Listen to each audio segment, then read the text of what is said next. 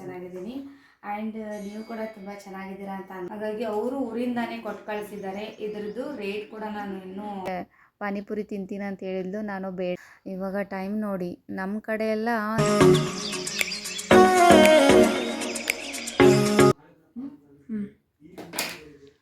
So hi friends, welcome back to my new blog. Friends, ಎಲ್ಲರೂ ಹೇಗಿದ್ದೀರಾ? Super ಆಗಿದ್ದೀರಾ? ನಾನು ಕೂಡ ತುಂಬಾ ಚೆನ್ನಾಗಿದ್ದೀನಿ. ಆ್ಯಂಡ್ ನೀವು ಕೂಡ ತುಂಬ ಚೆನ್ನಾಗಿದ್ದೀರಾ ಅಂತ ಅಂದ್ಕೊಂಡಿದ್ದೀನಿ. ಸೊ ನಾನಿವಾಗ ಬೆಳಗ್ಗೆದ ಬ್ಲಾಗ್ ಸ್ಟಾರ್ಟ್ ಮಾಡ್ತಾ ಇದ್ದೀನಿ. ಇವಾಗ ಟೈಮ್ ಬಂದುಬಿಟ್ಟು 12 ಆಗ್ತಾಯಿದೆ. ಹಾಗಾಗಿ ಸೊ ಇವತ್ತು ಅಮ್ಮಂದು ಗ್ರ್ಯಾಜುಯೇಷನ್ ಡೇ ಇದೆ. ಹಾಗಾಗಿ ಸ್ವಲ್ಪ ಕೆಲವೊಂದು ಐಟಮ್ಸ್ ಎಲ್ಲ ತರೋದಿತ್ತು, ಅದಕ್ಕೆ ಹೊರಗಡೆ ಹೊರಟಿದೆ. ಸೊ ನಾನು ಕೂಡ ಇವಾಗ ರೆಡಿಯಾಗಿದ್ದೀನಿ. ಸೊ 2 days ಊರಿಗೆ ಹೋಗಿ ಬಂದಿರೋದ್ರಿಂದ ನನಗೆ ಹೊರಗಡೆ ಹೋಗಿ ತೊಗೊಂಬರೋಕ್ಕಾಗಿಲ್ಲ. ಬಟ್ ಅಲ್ಲಿ ಕೂಡ ಕೆಲವೊಂದು ಕಡೆ ನೋಡಿದೆ, ಯಾಕೋ ಅಲ್ಲಿ ನಂಗೆ ಅಷ್ಟೊಂದು ಸರಿ ಅಂತ ಅನ್ನಿಸ್ಲಿಲ್ಲ. ಸೊ ಹಾಗಾಗಿ ಊರಿಗೆ ಬಂದಮೇಲೆ ತೊಗೊಂಡ್ರಾಯ್ತು ಅಂತ ಹೇಳ್ಬಿಟ್ಟು ಸೊ ಇವಾಗ ಹೊರಟಿದ್ದೀವಿ. ಸೊ ಅವಳದು ಎಷ್ಟು ಗಂಟೆಗೆ ಅಂದರೆ 4:30 ಸ್ಟಾರ್ಟ್ ಆಗುತ್ತೆ ಫಂಕ್ಷನ್ನು. ಬಟ್ ನಾವಿಲ್ಲಿಂದ 3 o'clock ಹೋಗಬೇಕು. ಸೊ ಅವಳಿಗೆ ಕೆಲವೊಂದು ಐಟಮ್ಸ್ ಬೇಕು, ಹಾಗಾಗಿ ಇವಾಗ ತೊಗೊಂಬರೋಣ ಅಂತ ಹೊರಗಡೆ ಹೊರಟಿದ್ದೀನಿ. ಆ್ಯಂಡ್ ಏನಪ್ಪ ಅಂತಂದರೆ ಅವಳಿಗೆ ಇನ್ನೂ ಒಂದು ಲಾಸ್ಟ್ ಟೈಮ್ ನಾನು ಅವಳಿಗೆ ಬರ್ಡೇ ಗಿಫ್ಟ್ ಅಂತ ಹೇಳಿಬಿಟ್ಟು ಇಯರಿಂಗ್ಸ್ ತೊಗೊಂಡು ಬಂದಿದ್ವಿ ಗೋಲ್ಡ್. ಬಟ್ ಅದು ಏನಂತಂದರೆ ಅದು ರಿಪೀಟ್ ಮಾಡಿಬಿಟ್ಟು ನಾನು ಪ್ಲೇನ್ ಇರುವಂಥ ರಿಂಗನ್ನು ತೊಗೊಂಡಿದ್ದೀನಿ. ಆ್ಯಂಡ್ 2 ಸೆಟ್ ತರಿಸಿದ್ದೀನಿ. ಊರಲ್ಲೇ ಹೇಳಿದ್ದೆ, ಅವರು ಕೂಡ ಅವ್ರಿಗೆ ಪರಿಚಯ ಇರುವಂಥ ಶಾಪಲ್ಲಿ ಚೆನ್ನಾಗಿ ನೋಡಿಬಿಟ್ಟು ತೊಗೊಂಡು ಬಂದಿದ್ದಾರೆ. ಅವು ಎರಡೂ ಕೂಡ ಕೊಟ್ಟು ಕಳಿಸಿದ್ದಾರೆ. ಬಟ್ ಅದರಲ್ಲಿ ನನಗೆ ಯಾವುದು ಸೆಲೆಕ್ಟ್ ಮಾಡಬೇಕು ಅಂತ ಅಷ್ಟೊಂದು ಬೇಸಿಕ್ಲಿ ಗೊತ್ತಾಗಲಿಲ್ಲ. ಚಿಕ್ಕ ತೊಗೋಬೇಕಾ ದೊಡ್ಡ ತೊಗೋಬೇಕಾ ಅಂತ ಹೇಳ್ಬಿಟ್ಟು. ಹಾಗಾಗಿ ಸೊ ಮನೆಯಲ್ಲಿ ಕೂಡ ತೋರಿಸಿದ್ದೀನಿ. ದೊಡ್ಡ ತೊಗೋ ಅಂತ ಹೇಳಿದ್ದಾರೆ. ಬಟ್ ಅದನ್ನು ಕೂಡ ನಿಮ್ಮ ಜೊತೆ ಶೇರ್ ಮಾಡ್ತೀನಿ, ತೋರಿಸ್ತೀನಿ ನಿಮಗೂ ಕೂಡ.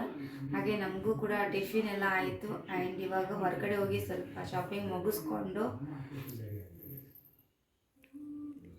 ಬರೋಣ ಅಂತ ಅಂದ್ಕೊಂಡಿದ್ದೀನಿ. ಅಪ್ಪು ಏನೋ ಮಾಡ್ತಿದ್ದಾನೆ ಕೈ, ಏನು ಸೊ ಹಾಗಾಗಿ ಸೊ ತೋರಿಸ್ತೀನಿ ಬನ್ನಿ. ಅವು ಇಯರಿಂಗ್ಸ್ ಹೇಗಿದೆ ಅಂತ ಹೇಳಿಬಿಟ್ಟು ತೋರಿಸ್ತೀನಿ ಬನ್ನಿ. ಚಲೋ ಫ್ರೆಂಡ್ಸ್, ಇಲ್ಲಿದೆ ನೋಡಿ. ನಮ್ಮ ಅತ್ತೆ ಏನಂತಿದ್ರು 145 ಆಗ್ತಾಯಿದೆ ಗೋಲ್ಡು. ಈ ಗೋಲ್ಡ್ ರೇಟಲ್ಲಿ ಕೂಡ ನೀನು ಗೋಲ್ಡ್ ತೊಗೊಳೋದು ಬಿಡಲ್ಲ ಅಂತ. ಏನಂದರೆ ನನಗೆ ಬೇರೆ ಬೇರೆ ಬೇರೆ ಕಡೆ ದುಡ್ಡು ಇನ್ವೆಸ್ಟ್ಮೆಂಟ್ ಮಾಡೋದು ಅಥವಾ ವೇಸ್ಟ್ ಮಾಡೋದು ಅಷ್ಟೊಂದು ಇಷ್ಟ ಆಗಲ್ಲ. ಆ್ಯಂಡ್ ಏನಂದರೆ ಗೋಲ್ಡ್ ತೊಗೊಂಡ್ರೆ ಒಂದು ಮನಿ ಇದ್ದಾಗೇ ಕೆಲವೊಂದು ಟೈಮ್ನಲ್ಲಿ ಹೆಲ್ಪ್ ಆಗುತ್ತೆ ಅಂತ ಹೇಳ್ಬಿಟ್ಟು ತೊಗೊಂಡಿರ್ತೀನಿ. ಹಾಗಾಗಿ ಸೊ ಅಮ್ಮಗೆ ಕೆಲವೊಬ್ಬರು ಅವಳ ಬರ್ಡೇ ದಿನ ದುಡ್ಡು ಕೊಟ್ಟಿದ್ದು, ಆ್ಯಂಡ್ ಅವಳಿಗೆ ಕೆಲವೊಂದು ಫಂಕ್ಷನ್ಸ್ನಲ್ಲಿ ದುಡ್ಡು ಬಂದಿರೋದು, ಅವರಪ್ಪ ಅವಳಿಗೆ ದುಡ್ಡು ಸೇವಿಂಗ್ಸ್ ಮಾಡೋದಕ್ಕೆ ಆವಾಗವಾಗ ಒಂದು ಸ್ವಲ್ಪ ಸ್ವಲ್ಪ ದುಡ್ಡು ಕೊಟ್ಟಿದ್ರು. ಸೊ ಅದಿಷ್ಟು ಸೇರಿಸ್ಬಿಟ್ಟು ಅವಳಿಗೆ 1 ಸೆಟ್ ಇಯರಿಂಗ್ಸ್ ಕೊಡ್ಸೋಣ ಅಂತ ಹೇಳ್ಬಿಟ್ಟು ತೊಗೊಂಡಿದ್ದೀನಿ. ಆ್ಯಂಡ್ ಇದರಲ್ಲಿ ನಾನು 2 ಸೆಟ್ಟು ಆಲ್ರೆಡಿ ಫೋಟೋ ಹಾಕಿದ್ದೆ ಅವರಿಗೆ. ಬಟ್ ಅದರಲ್ಲಿ 2 ಸೆಟ್ ತೊಗೊಂಬನ್ನಿ, ಅದರಲ್ಲಿ ನನಗೆ ಯಾವ್ದು ಇಷ್ಟ ಆಗುತ್ತೋ ಅದನ್ನು ನಾನು ತೊಗೊಳ್ತೀನಿ ಅಂತ ಹೇಳಿದೆ. ಹಾಗಾಗಿ ಅವರು ಊರಿಂದಾನೇ ಕೊಟ್ಟು ಕಳಿಸಿದ್ದಾರೆ. ಇದ್ರದ್ದು ರೇಟ್ ಕೂಡ ನಾನು ಇನ್ನೂ ಕೊಟ್ಟಿಲ್ಲ.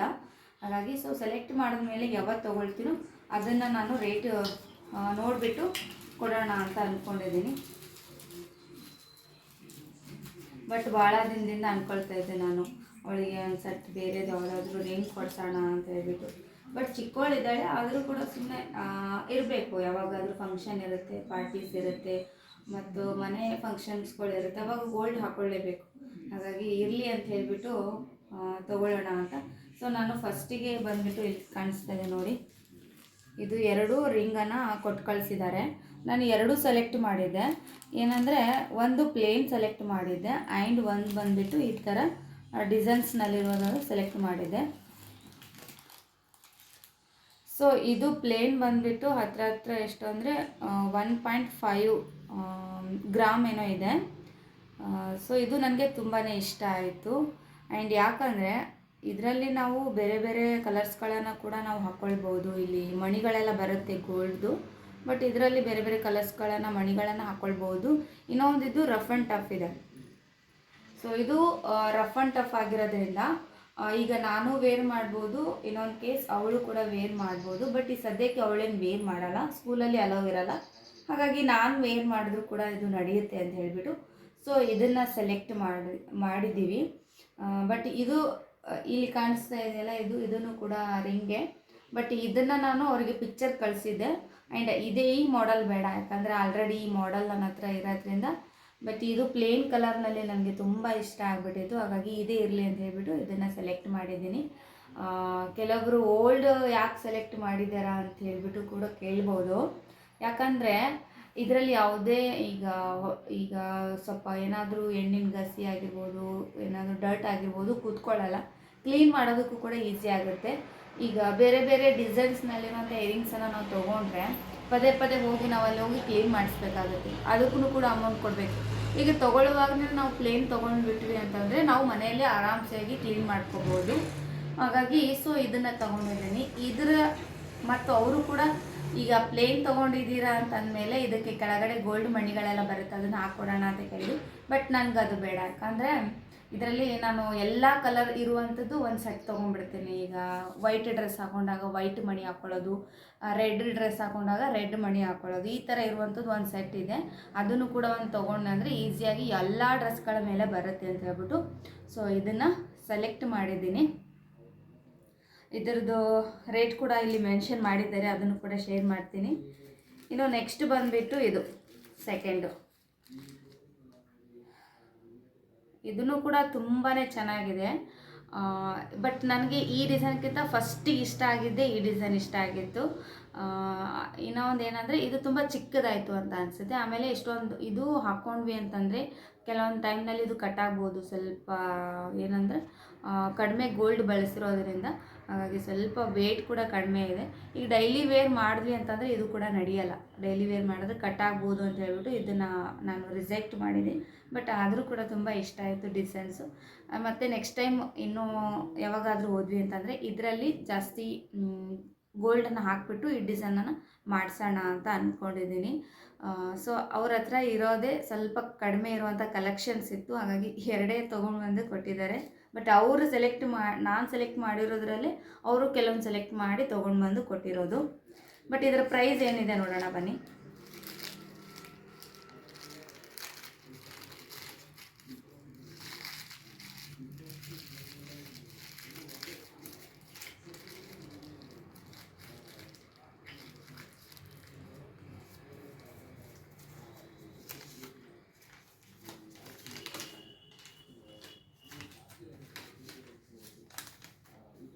ಸೊ ಇದರ ಪ್ರೈಸ್ ಬಂದುಬಿಟ್ಟು ಇಲ್ಲಿ ನಾನು 1.4 ಇದೆ ನೋಡಿ, ಪ್ಲೇನ್ ರಿಂಗಿದ್ದು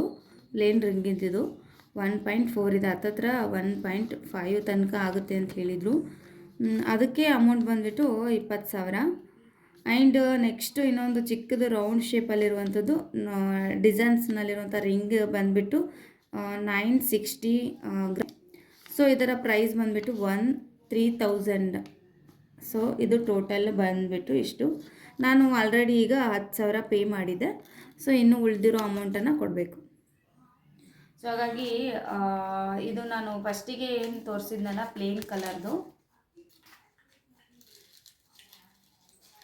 ಇದು ಪ್ಲೇನ್ ಕಲರ್ನೆಲ್ಲ ಸೆಲೆಕ್ಟ್ ಮಾಡಿದ್ದೀನಿ. ಸೊ ಇದರ ಅಮೌಂಟ್ ಬಂದುಬಿಟ್ಟು 20,000. ಈಗ ಆಲ್ರೆಡಿ 10,000 ಕೊಟ್ಟಿದ್ದೀನಿ, ಇನ್ನು 10,000 ಪೇ ಮಾಡಬೇಕಷ್ಟೆ. ಆ್ಯಂಡ್ ಇದು ಸೊ ನನ್ನ ಪರ್ಸ್ನಲ್ ಕೆಲವೊಂದು ದುಡ್ಡುಗಳನ್ನು ಹಾಕಿಬಿಟ್ಟು ಮಾಡಿಸಿರೋದು, ಹಾಗಾಗಿ ಸೊ ತೋರಿಸ್ಬೇಕು ಅಂತ ಅಂದ್ಕೊಂಡೆ. ಹಾಗಾಗಿ ಫೈನಲಿ ತೋರಿಸಿದ್ದೀನಿ. ಅಮ್ಮೊಂದು ಬರ್ಡೇ ಗಿಫ್ಟು ನಮ್ಮ ಫ್ಯಾಮ್ಲಿ ಕಡೆಯಿಂದ ಅವಳಿಗೆ ಕೊಡಿಸಿರೋದು. ಸೊ ಏನಂದರೆ ನಾನು ಕೂಡ ಹಾಕ್ಕೋಬೋದಲ್ಲ ಅಂತ ಹೇಳ್ಬಿಟ್ಟು ಇದನ್ನು ಸೆಲೆಕ್ಟ್ ಮಾಡಿದ್ದೀನಿ. ಸೊ ಹಾಗಾಗಿ ಇದು ರಿಟರ್ನ್ ಮಾಡಬೇಕಷ್ಟೆ. ಸೊ ತುಂಬ ಚೆನ್ನಾಗಿದೆಯಲ್ಲ. ನಾನು ಇನ್ನೂ ಪೂರ್ತಿ ಫುಲ್ ಡಿಸೈಡ್ ಏನು ಮಾಡಿಲ್ಲ. ಬಟ್ ಇದರಲ್ಲಿ ಮತ್ತೆ ನೋಡೋಣ, ಮತ್ತು ಬೇರೆ ಬೇರೆ ಕಲೆಕ್ಷನ್ಸ್ ಕೂಡ ಇತ್ತು ಅಂದ್ರೂ ಕೂಡ ಕಳಿಸ್ತೀನಿ ಅಂತ ಹೇಳಿದ್ದಾರೆ. ಆಲ್ರೆಡಿ ನಾನು ಇದೊಂದು ಪ್ಲೇನ್ ಕಲರ್ ತೊಗೊಂಡಿರ್ತೀನಿ, ಇನ್ನೊಂದು ಡಿಸೈನ್ ಕೂಡ ಹೇಳಿದ್ದೀನಿ, ಅದನ್ನು ಕೂಡ ಬರುತ್ತೆ ಒಂದು ಸ್ವಲ್ಪ ದಿನ ಆದಮೇಲೆ ತೊಗೊಂಬಂದು ಕೊಡ್ತೀನಿ ಅಂತ ಹೇಳಿದ್ದಾರೆ. ನೋಡೋಣ. ಸೊ ಇವಾಗ ನೋಡಿದ್ರಲ್ವ ಅವಳ ಬರ್ಡೇ ಗಿಫ್ಟು, ಅದಕ್ಕೆ ವೆಯ್ಟ್ ಮಾಡಿ ಅಂತ ಹೇಳಿದೆ. ಇನ್ನೂ ಕೆಲವೊಂದಷ್ಟು ಜನ ಅವಳಿಗೆ ಬರ್ಡೇ ಗಿಫ್ಟನ್ನು ಮಾಡಿದರೆ ಅದನ್ನು ಕೂಡ ಒಂದು ಬ್ಲಾಗ್ ಮಾಡಿ ಹಾಕ್ತೀನಿ. ಅದ್ರ ಜೊತೆ ಇದನ್ನು ಕೂಡ ಮತ್ತೆ ಬರುತ್ತೆ. ಓಕೆ.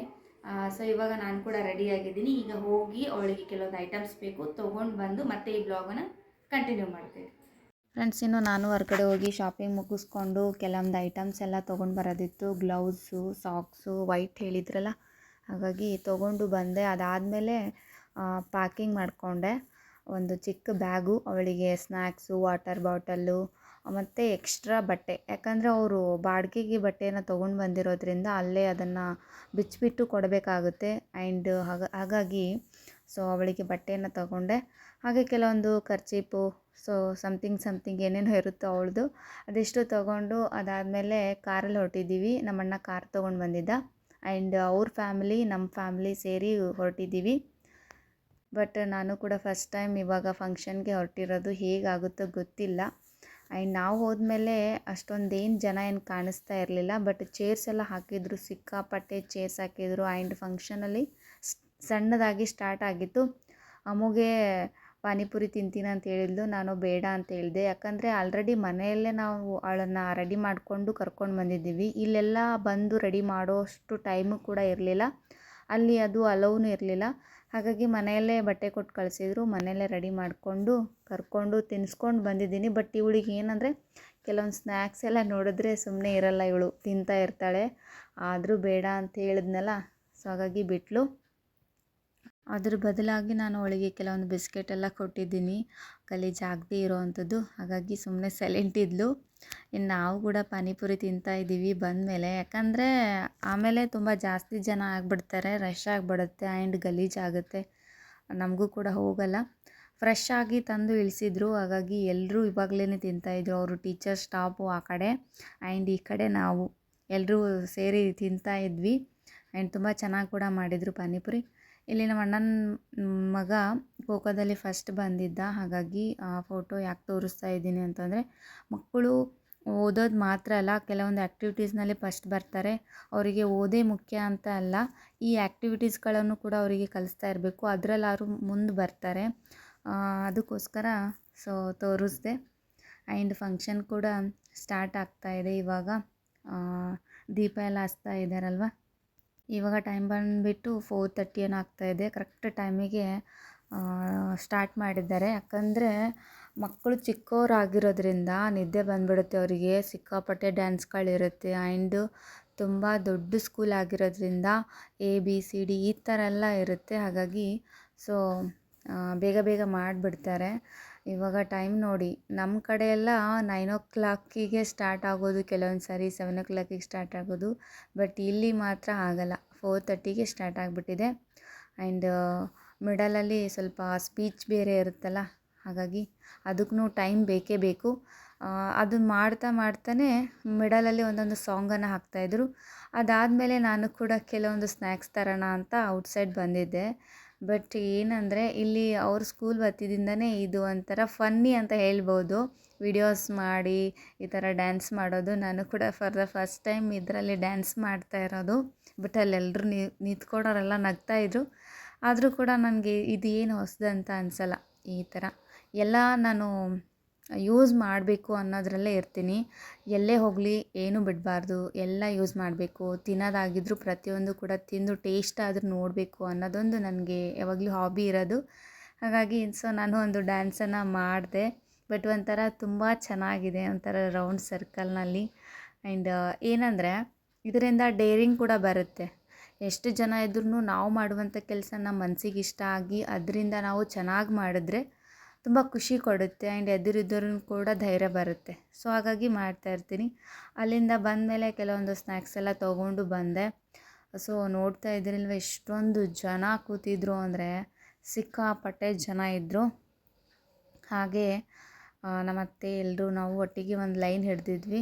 ಆ ಲೈನಲ್ಲಿ ಕೂತ್ಕೊಂಡಿದ್ವಿ. ಮಕ್ಕಳಂತೂ ನಮ್ಮ ಹತ್ರ ಬರ್ತಾನೆ ಇರಲಿಲ್ಲ. ಹೊರಗಡೆ ಹೋಗೋದು, ಆಟ ಆಡೋದು ಆ್ಯಂಡ್ ತಿರ್ಗಾ ಬಂದು ಇಲ್ಲೇ ಕೂತ್ಕೊಳ್ಳೋದು, ಈ ಥರ ಮಾಡ್ತಾಯಿದ್ರು. ನೀಟ್ನೆಸ್ ಆಗಿ ಇಟ್ಟಿದ್ರು.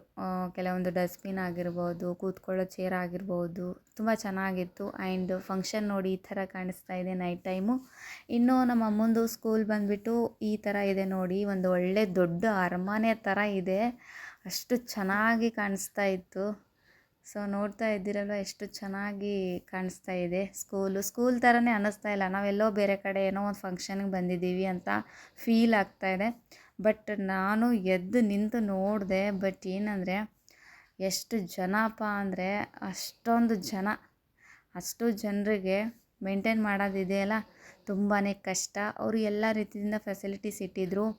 ಸ್ಕೂಲಿಗೆ ಕೆಲವೊಂದು ತಿನ್ನೋದಕ್ಕೆ ತುಂಬ ದೂರ ಆಗುತ್ತೆ ಅಂತ ಹೇಳ್ಬಿಟ್ಟು ಕೆಲವೊಂದು ಸ್ನ್ಯಾಕ್ಸ್ ಐಟಮನ್ನು ಸ್ಕೂಲಿಗೆ ತರಿಸ್ಕೊಂಡಿದ್ರು, ಅಲ್ಲಿನೇ ಮಾಡಿ ಕೊಡ್ತಾಯಿದ್ರು. ಹಾಗಾಗಿ ನಾವು ಕೂಡ ತೊಗೊಂಡು ಬಂದು ತಿಂತಾಯಿದ್ವಿ.